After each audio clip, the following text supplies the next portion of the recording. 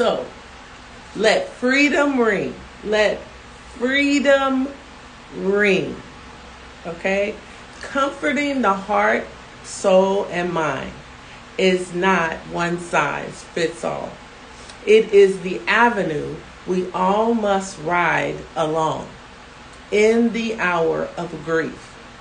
He will send a prescribed messenger to calm your fears, wipe your tears, answer your woes, heal your heart and mind well from the sting of death, removing all the pain in its proper time. I must caution you, wallowing in the state of mourning only yields more grief.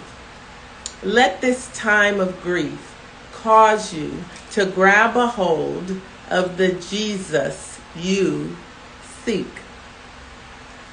right before your eyes. The Jesus you see right before your eyes.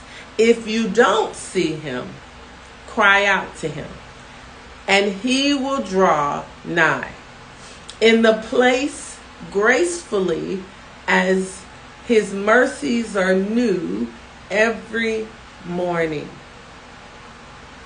Peace, love, joy, faith, hope, laughter. It's all right before you to soothe, heal, satiate,